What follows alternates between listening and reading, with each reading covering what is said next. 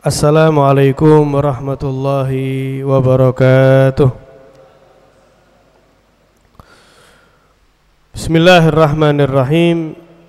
Bismillahi walhamdulillah. Salatu wassalam ala rasulillah Sayyidina Maulana Muhammad bin Abdullah wa ala alihi wa sahbihi wa man tabi'a sunnatahu wa iqtada bihudah. Subhanaka la ilma lana illa ma 'allamtana innaka antal alimul hakim wa tub 'alaina innaka antat tawwabur rahim. Amma ba'd. Hadirin hadirat yang dimuliakan Allah Subhanahu wa taala, alhamdulillah di waktu yang insyaallah penuh dengan barokah ini kita kembali diizinkan oleh Allah Subhanahu wa taala untuk berkumpul bersama melanjutkan kajian rutin kita. Mugi-mugi istiqomah ikhlas nggih.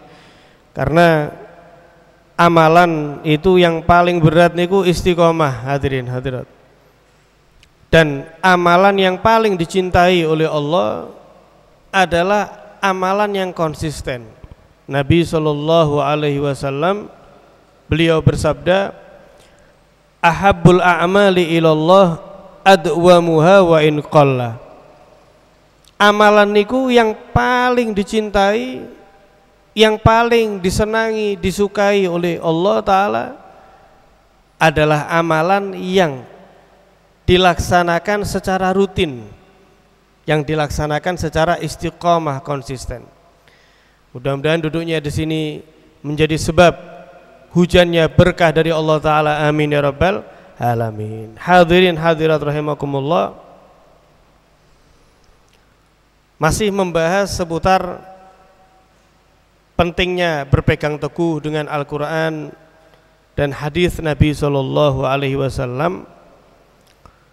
Kemudian Al-Habib Abdullah bin Alwi Al-Haddad di sini mengatakan, wa qala Al-Junaid rahimahullah, Al-Imam Al-Junaid Al-Baghdadi niki Sayyidut Taifah, pemimpin kaum sufi di zamannya. Al-Imam Junaid niki, beliau menyatakan, kullu turuq masdudah illa ala man iktafa athar Rasul sallallahu alaihi wa alihi wasallam. Semua jalan menuju Allah, semua jalan menuju ma'rifat Allah niku masdudatun, tertutup,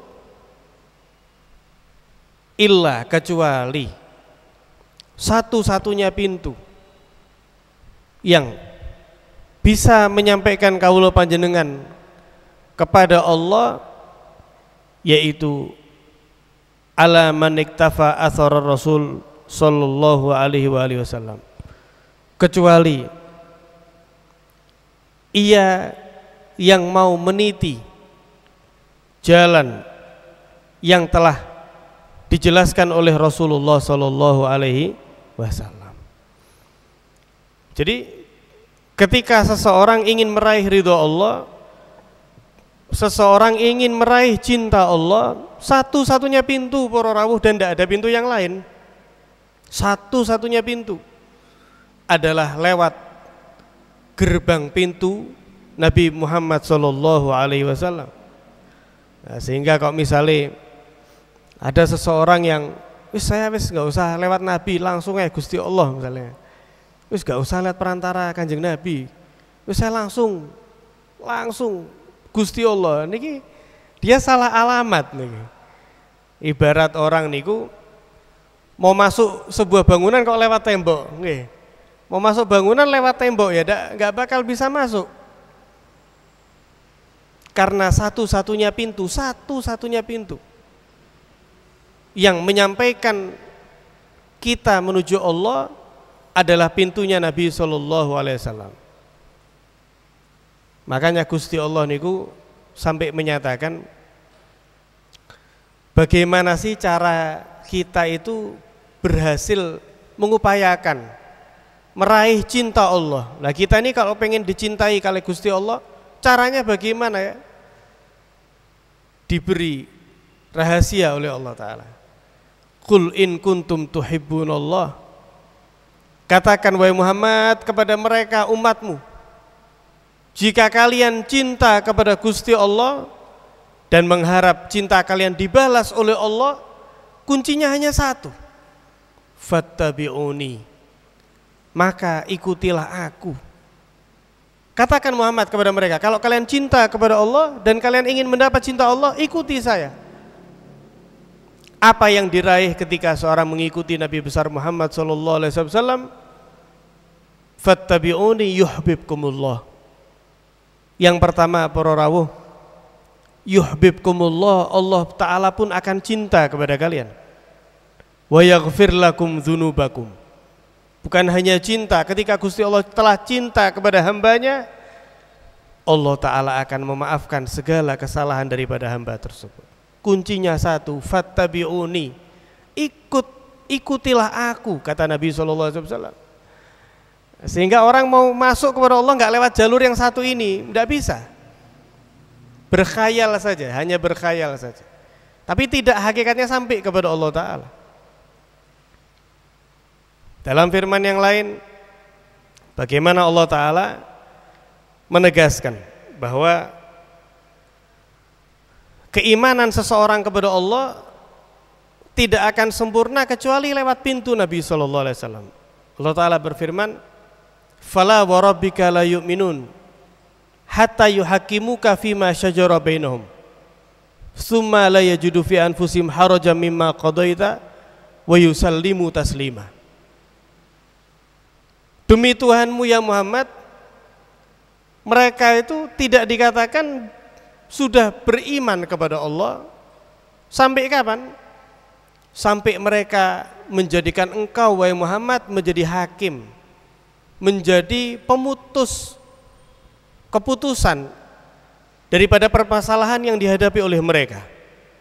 Kemudian setelah engkau berikan keputusan wahai Muhammad, mereka dalam hati mereka tidak ada sedikit pun rasa penentangan kepadamu. Wa yusallimu taslima, dan benar-benar pasrah 100% kepadamu wahai Muhammad. Disitulah baru seorang hamba dinyatakan beriman kepada Allah Subhanahu wa Ta'ala. Maka dari itu hati-hati, hati-hati. Ketika kita membaca hadisnya Nabi misalnya sallallahu alaihi wasallam, kok dalam hati ada yang mungkin kita kurang paham, maka alangkah baiknya kita tanyakan kepada mereka para ulama, kita kaji lebih dalam. Jangan sampai kita melihat hadisnya Nabi kemudian ada pikiran yang jelek. Loh, ini kok seperti ini ya, ini kok seperti itu ya. Atau jangan sampai naudzubillah sampai dalam hati, loh ini apa benar ini seperti ini.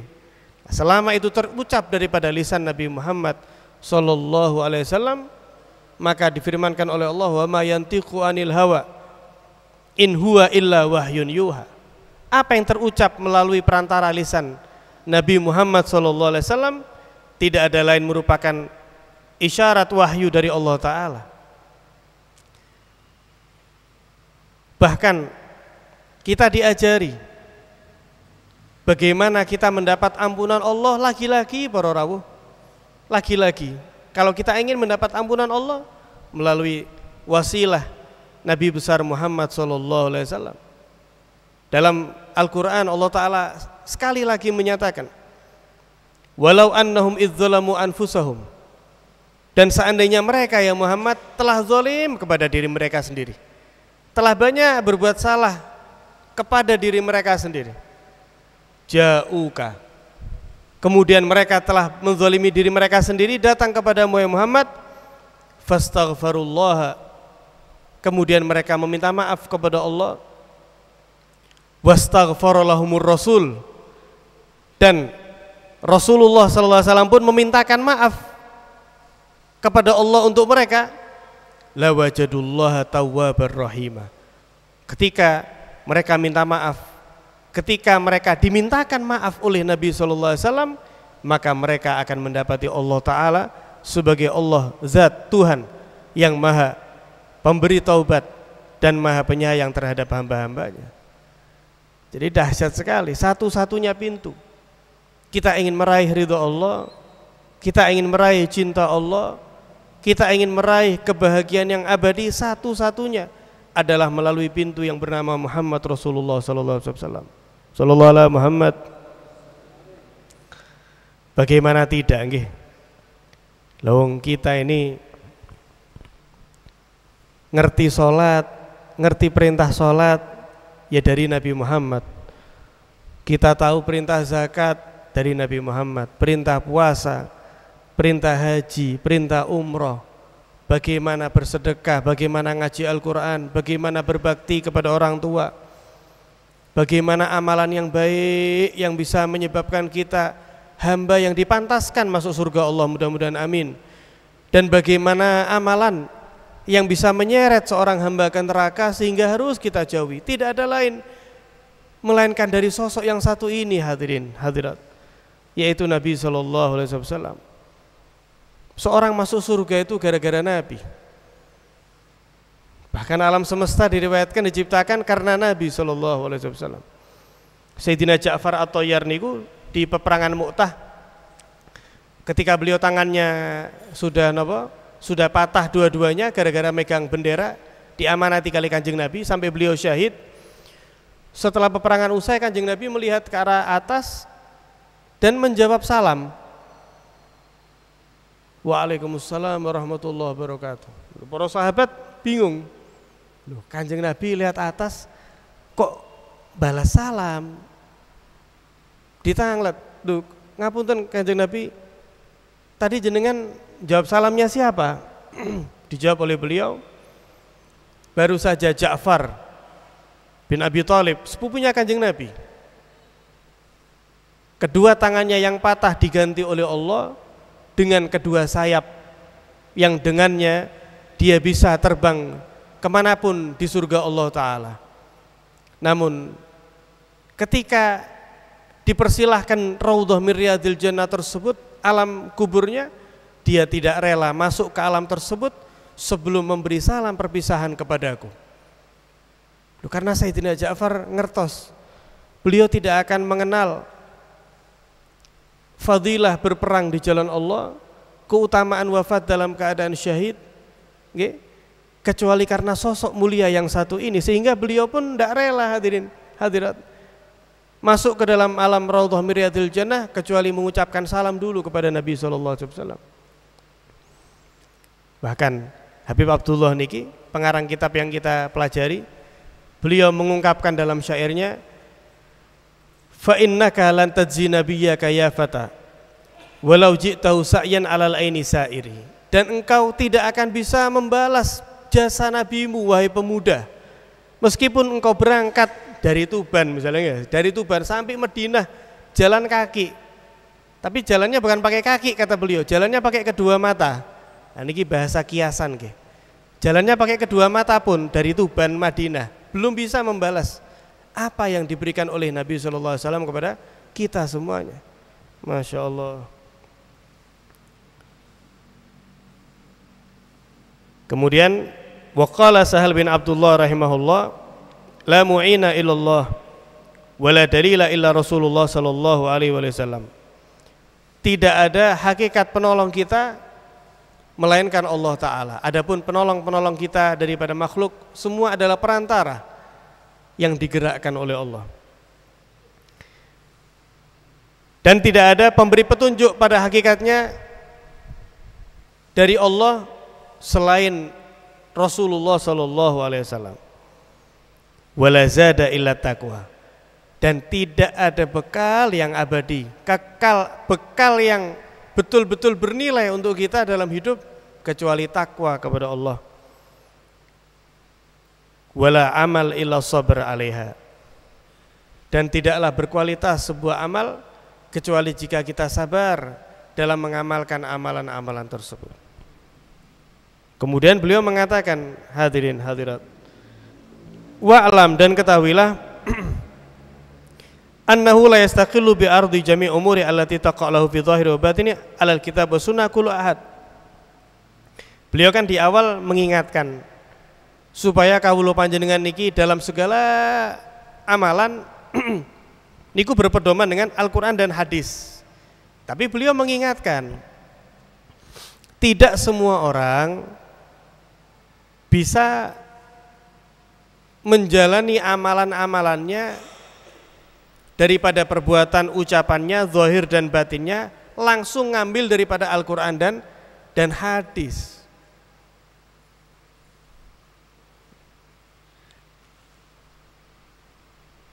Fa inna dzalika makhsusun bil ulama ar-rasikhin. Karena mengambil hukum, beristinbat akan hukum langsung dari Al-Quran atau hadis, itu merupakan pekerjaan mereka para ulama yang sangat mendalami di dalam bidang keilmuannya, atau mereka yang dikenal sebagai mujtahid, para mujtahid. Fa in ajasta an syai'in min dzalik, lah kalau kamu masih belum mampu memahami hukum langsung dari Al-Quran, langsung dari hadis, fa'alaika birruju' ila man amarakallah birruju' ilaih, maka kembalikanlah masalah tersebut kepada sosok yang kamu diperintahkan oleh Allah untuk merujuk kepada mereka, yaitu yang disebut dalam firman Allah, fas'alu ahla dzikri in kuntum la ta'lamun. Tanyalah kepada ahlu zikir jika kalian tidak mengetahui akan hal tersebut. Siapa itu ahlu zikir?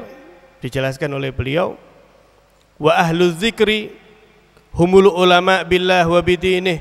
Mereka adalah para ulama yang mengenal Allah, mengenal dengan agama Allah dengan baik. Al-amiluna bi ilmihim, bukan hanya mengerti para rawuh nih sekedar ngerti kitab ya banyak ilmunya nggih, laptop, komputer banyak ilmunya, kitab banyak sekali, hafal semuanya. Nah, tapi dawuh beliau napa? Alim, syarat yang kedua napa? Yang mengamalkan ilmunya. Ibtigha'a wajhillah ta'ala, semata-mata ikhlas karena Allah. Az-zahiduna fid dunya, orang-orang yang zuhud terhadap dunia. Alladzina la tulhihim tijaratun wala bai'un an dzikrillah ta'ala, yang mana mungkin mereka berdagang, mungkin mereka berbisnis, akan tetapi bisnis mereka, profesi mereka tidak melalaikan mereka dari Allah Ta'ala. Ad-da'una ilallah ala basira al-mukashifuna bi asrarillah, mereka adalah para penyeru untuk ke jalan Allah, mereka adalah yang mengenal baik akan rahasia Allah Subhanahu wa ta'ala. Inilah yang disebut dengan pentingnya apa? Bermadhab. Nah, kita ini kan alhamdulillah okay, dalam akidah bermadhab ahlus sunnah wal jamaah, atau yang dikenal juga dengan akidah al-Asy'ari. Kenapa dinamakan al-Asy'ari? Dinisbatkan oleh al-Imam Abu Musa al-Asy'ari atau al-Maturidi, yang dinisbatkan kepada al-Imam Abul Mansur al-Maturidi. Nah, bukan berarti para rawuh al-Imam Asy'ari mencetuskan akidah mboten, akan tetapi dinisbatkan kepada beliau tidak ada lain karena beliau memiliki perhatian yang besar akan akidah Ahlussunnah. Akidah Ahlussunnah dari zamannya Nabi. Akidah Ahlussunnah niku sesuai dengan hadisnya Nabi, ma ana alaihi wa ashabi.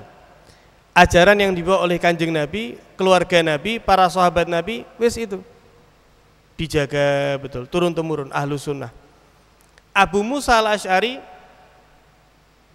beliau yang menjaga daripada akidah Ahlussunnah wal Jamaah niki, dan napa menjawab daripada syubhat akidah-akidah yang lain. Begitu juga Imam Abul Mansur al-Maturidi menjawab daripada syubhat-syubhat daripada madhab Mu'tazilah, madhab Khawarij dan lain sebagainya. Ya, sehingga dinisbatkan kepada beliau berdua. Sebagaimana di dalam itu dalam akidah nggih. Adapun di dalam fikih ada madhab Syafi'i, Hanafi, Maliki, Hanbali. Kenapa kita harus bermadhab? Fas'alu ahla dzikri in kuntum la ta'lamun. Misalnya menyatakan, loh kenapa kok kita nggak langsung Al-Quran dan hadis? Loh apa berarti ketika kita mengikuti Imam Syafi'i kita ngikut apa berarti ini? Apa kita nggak ikut Al-Quran? Apa kita nggak ngikut hadis?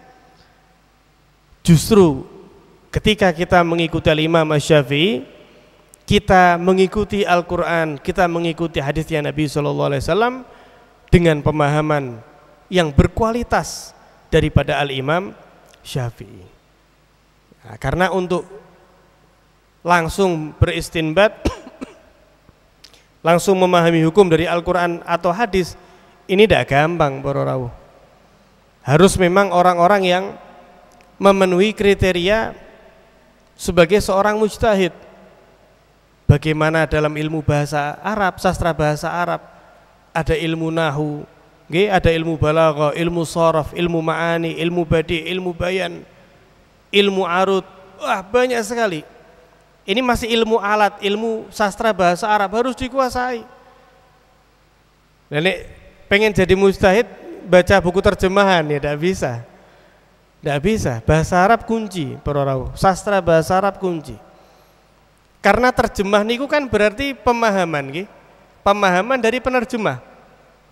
Misalnya kok ada hadisnya Nabi SAW, ada hadisnya Nabi, itu jika diterjemahkan oleh 10 orang saja, itu mesti ada kata-kata yang berbeda. Lah masing-masing niku menerjemahkan sesuai dengan apa? Pemahaman yang dia fahami daripada hadis tersebut. Ya bagaimana seorang mau jadi seorang mujtahid mengambil hukum dari Al-Quran atau hadis tapi dari terjemahan? Loh repot nih, tidak bisa.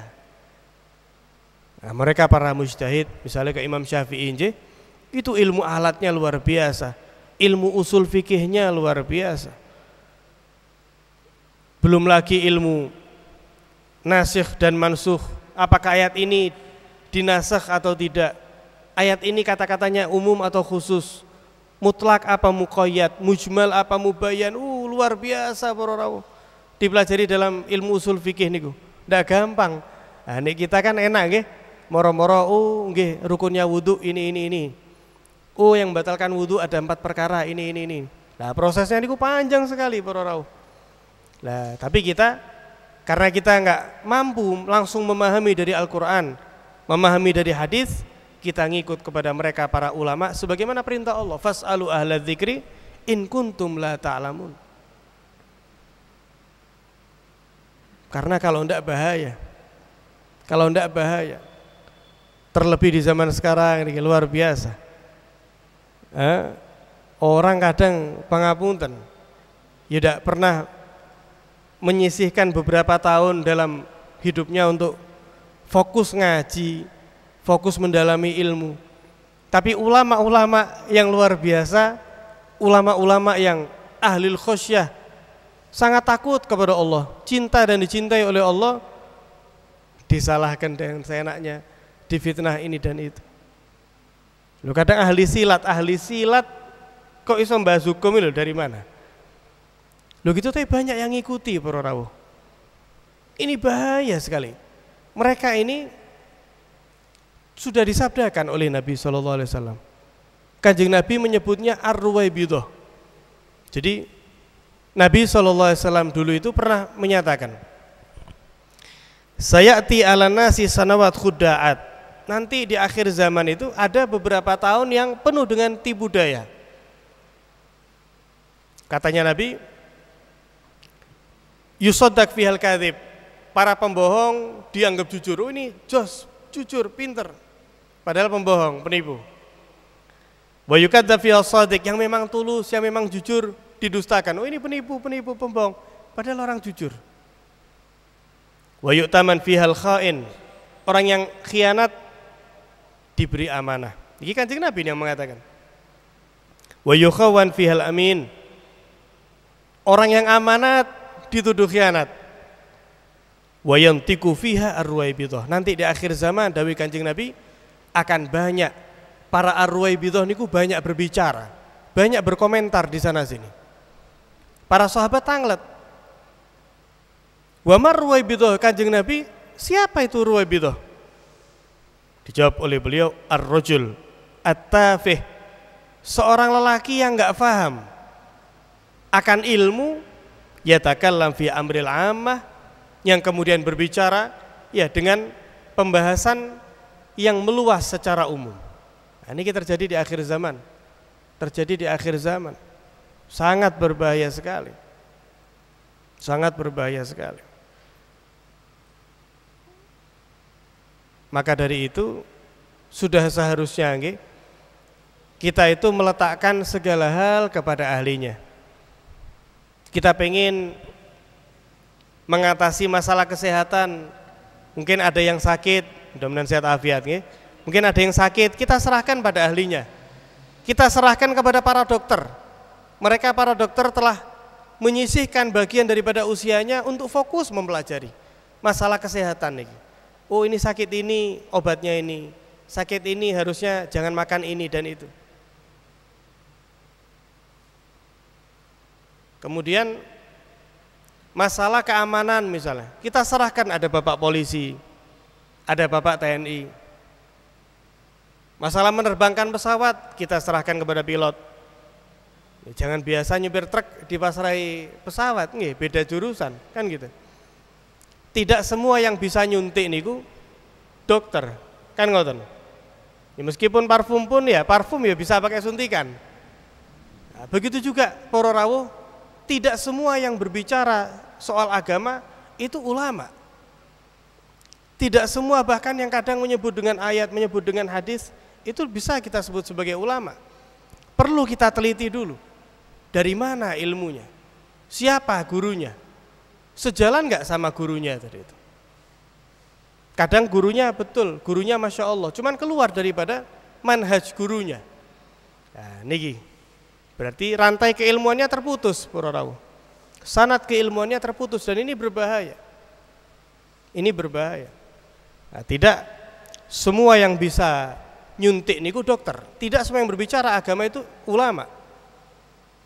Sebagaimana tidak semua yang bisa motong kabel, nyambung kabel niku ahli listrik misalnya. Ini cuman ngetok kabel gampang nggih, semua orang bisa motong kabel, nyambung kabel. Tapi meledos akhirnya kongslet dan lain sebagainya. Apalagi misalnya ada bom ya, tidak semua tukang listrik misalnya bisa ngatasi bom. Misalnya ada ahli memang menonaktifkan bom niku. Ini kabel merah apa biru apa hijau. Pokoknya asal diketok bahaya.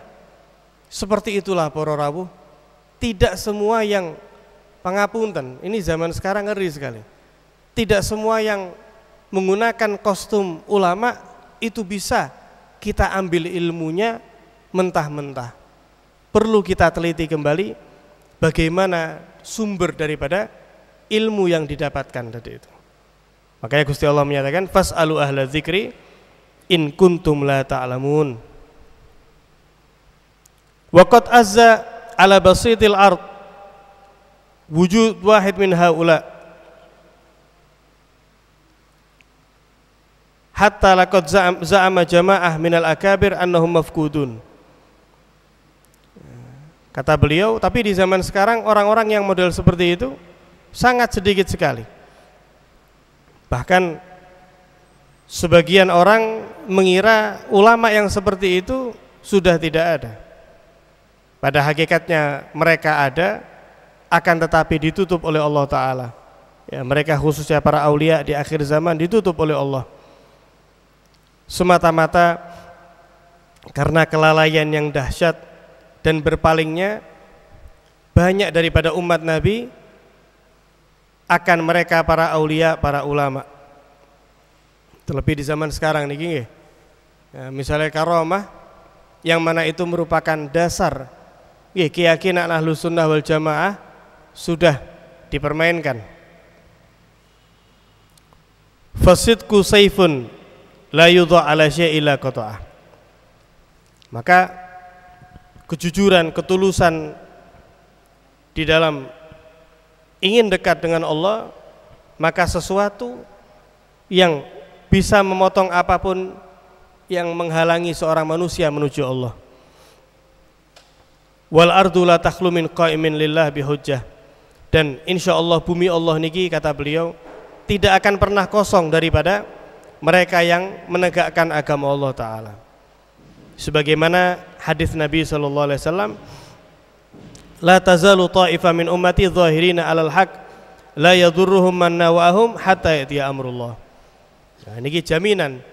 Nabi Muhammad SAW pun menyatakan akan terus ada di antara kelompok umatku yang selalu menampakkan yang hak, berani menyatakan yang hak, dan mereka tidak akan menjadi celaka dengan yang melawan mereka sampai tiba hari kiamat.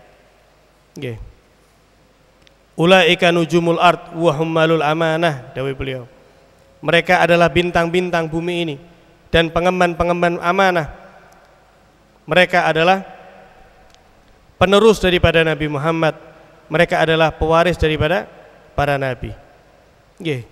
Tadi Asy'ari niku Abul Hasan nggih, Abul Hasan Al-Asy'ari. Ya, Abu Musa niku yang saya sebut tadi, Abu Musa niku datuknya. Ya, datuknya Abu Musa Al-Asy'ari. Adapun yang dinisbatkan Asy'ari niku Abul Hasan Al-Asy'ari. Nggih. Dan Imam Abu Mansur Al-Maturidi. Imam Abul Hasan Al-Asy'ari keturunan daripada Sayyidina Abu Musa Al-Asy'ari radhiyallahu taala anhum. Semoga Allah taala meridhai mereka. Nggih, wa radu'an ulaika hizbullah ala inna hizballahi humul muflihun. Mudah-mudahan kita selalu dijaga oleh Allah Subhanahu wa taala dari segala bentuk fitnah dan terus membimbing kita kepada siratal mustaqim, jalan yang lurus, jalan yang diridhai oleh Allah taala bersama orang-orang yang saleh. Amin ya rabbal alamin. Wa sallallahu ala sayyidina Muhammadin wa ala alihi wa sahbihi wasallam. Assalamualaikum warahmatullahi wabarakatuh.